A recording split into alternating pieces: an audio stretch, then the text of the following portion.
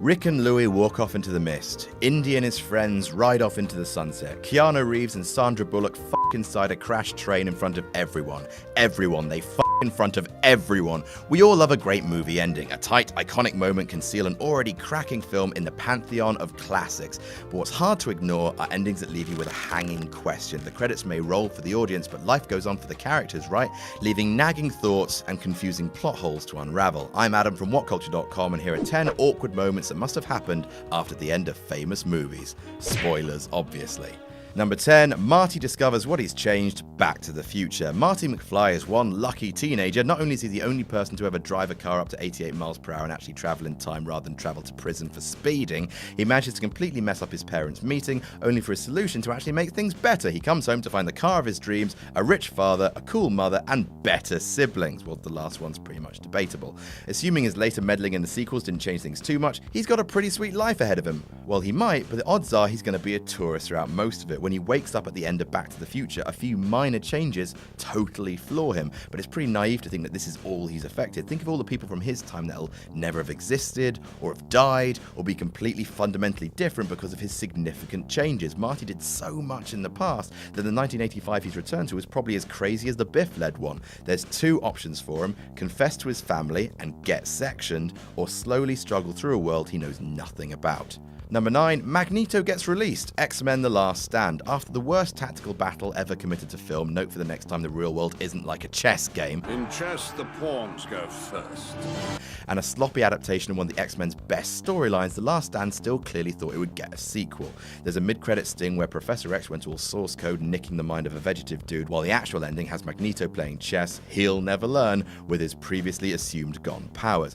Let me just get this straight. Magneto destroys the Golden Gate Bridge, commands the deaths of countless soldiers, leads to an incredibly destructive battle, and then is free? I know he's meant to have lost his abilities, but you don't let a crazed gunman free when you've got his revolver off him, do you? This means in Brett Ratner's X-Men universe, there's a moment where a group of officials release Mr. Magnus Nito and tell him please don't do anything naughty again, pretty please. That's dumb. Number 8, Mindy realizes she can't look after herself. Kick-Ass 2. The recent Kick-Ass sequel has a surprisingly optimistic ending, leaving a third entry with a lot of setting up to do. The motherfucker supposedly dies, superheroes return to their normal lives, except it seems Dave, and Hit Girl leaves New York. Aside from that unexpected kiss, it's an ending pretty much brighter than the films it's riffing off. Problem is, what's going to happen to Hit Girl? Because she spent her entire life training to be a superhero, and this very film showed that she was incredibly inept at normal social situations. Yet at the end, we see her thinking she could start a new life. There's not a chance she'll succeed, right? She's a 15-year-old girl. Setting herself up in a new city is going to be a nightmare, considering that Mr. Cage hadn't spent his life prepping her on how to find an apartment, enroll in a new school, or start a small business without anyone in authority asking why she's on her own and underage. No, he's prepped her on how to murder everyone instead, which might be how she gets out of that whole social awkwardness thing. Number 7, Han remembers Hoth, Star Wars Return of the Jedi. Good triumphs over evil, and everyone gets drunk with the Ewoks. That's how Return of the Jedi ends, and with it comes the resolution of the love triangle. Han gets the girl because the other guy was her brother. Haha, classic. It's all cute when Han learns about Luke and Leia. He's my brother. They laugh at him, not knowing a secret she just found out, and then they cuddle an Ewok. But does Han think this has been general knowledge he missed out while at Jabba's? Well, I'm sure while he was happy with his new girlfriend at the Endor after party, doubts will have to set in eventually.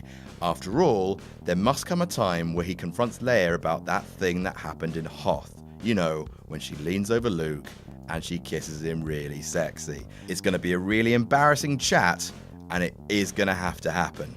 Number 6, Henry falls back into drugs and gets kicked out of witness protection. Goodfellas. This one's a tad different, given that Goodfellas is a pretty close adaptation of a real-life gangster, Henry Hill's rise and fall, but it's a story still worth mentioning on the list, if on a more of a somber basis. Well, I'm funny how? I mean, funny like I'm a clown, I amuse you? Martin Scorsese's defining gangster epic ends with what was then the present situation. Hill sells out his gangster friends in exchange for his own case being dropped and entry into the witness protection program. After selling his story for a novel and movie adaptation, Henry Hill's life wasn't the boring one the film suggested. He divorced from his wife and was eventually kicked out of witness protection after a string of drug-related crimes. In fact, he was in trouble with the law up until a couple of years before his death in 2011. Number 5, David and Elise realize they know nothing about each other, the Adjustment Bureau. The Adjustment Bureau, despite not making the biggest impact in the world, was pretty damn good. After a Monsters Inc.-style chase through New York, it ended with Matt Damon and Emily Blunt, who can't be together due to a bureaucracy-defined destiny, finally allowed to love. Thing is, will they actually work? The forbidden fruit angle to their relationship is gone now, and they actually don't know that much about each other to begin with, other than the fact they can't have each other, which will cause potential problems when they move beyond the whole "you're pretty and I'll give my life in face of an all-powerful force for you" phase into an actual relationship with, dishwashing and stuff. After all, it was a wise Bullock and Speed who once said, "I've heard relationships based on intense experiences never work." Number 4, Clark convinced all of Smallville to keep his secret, Man of Steel. Although Man of Steel managed to present a twist on pretty much every element of the Superman origin, the spaceship of solitude, the lack of red underwear, him murdering a dude, Zack Snyder still deemed it necessary to have Clark Kent's only disguise be a pair of glasses. The film ends with Kal-El taking up the Superman mantle and slotting into the real world as a Daily Planet reporter. However, the people who know Clark is Supes are Lois Lane, Ma Kent, potentially some of the army, and all of Smallville. Let's not forget that everyone in his hometown knows about the whole school bus incident, and when the Kryptonians attack the Kent home first, odds are many people are going to join those dots, which means if Clark didn't want them running to the press with a juicy expose, there must have been a moment where he approached the entire town and asked them to keep mum. Number 3, Bonnie grows up and gives away some of her toys, Toy Story 3. After Up, Pixar seemed to be trying to one-up itself on the pulling tears from adult stakes to the extent that Toy Story 3 has 2 contending moments within 10 minutes of each other. Just after we've seen the gang accept their fiery fate at the dump, we're treated to Andy giving away all of his old toys. Still, it's a happy ending with Woody & Co. After all, they have been saved from the attic. For now. After all, if the point of the film is that toys are meant to be passed on to the youth of now, not hoarded away, in a few years, Bonnie will grow out of the toys, but what makes it really awkward is that some of the toys are more boy-oriented and likely to be given up quicker than others, splitting up the beloved family for good. Number 2, Ripley has to hide a body on a bustling ship for weeks, The Talented Mr. Ripley. The film adaptation of The Talented Mr. Ripley made quite a few changes from the stellar Patricia Highsmith novel, most notably taking this sexually ambiguous character and clearly insinuating that he's gay. But there's more than that. The rather insular ending is replaced by a Dark Knight-esque conundrum where Tom Ripley can only keep his psychopathic side secret by either killing his lover or a girl on holiday with her family.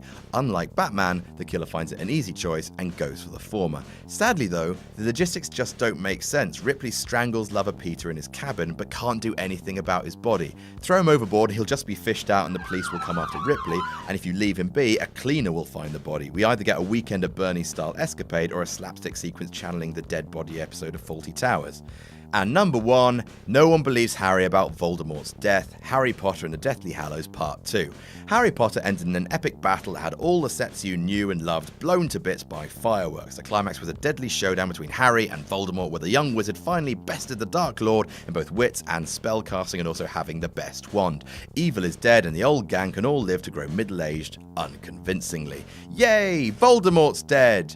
Problem is, you've got to prove it. Halfway through the last film, the key villains inexplicably start exploding into tiny pieces when killed. We can only assume this is done so there's no way for them to be brought back, but it means it's so easy for someone to accuse Harry of lying. After all, look at the world around us now. It's full of conspiracy theorists, and this is a world governed by science, mostly. In a magical world, and let's not forget it took people a full year for people to believe that Voldemort was back in the first place, there'll be a schism in society leading to loads of cultists and truthers proclaiming the Dark Lord never died. The book didn't have this issue. Not only was Tom Riddle's body left in one piece, but Harry beat him with a massive audience of wizards in the Great Hall. I guess they could use a truth potion on Harry, but interrogating a conquering hero is a hell of an awkward moment, especially after everything he's been through. And that's our list. Did we miss any out? Tell us about it in the comments. Don't forget to like, share, and subscribe. You can follow me on Twitter here. I'm Adam from WhatCulture.com, and I'll see you soon.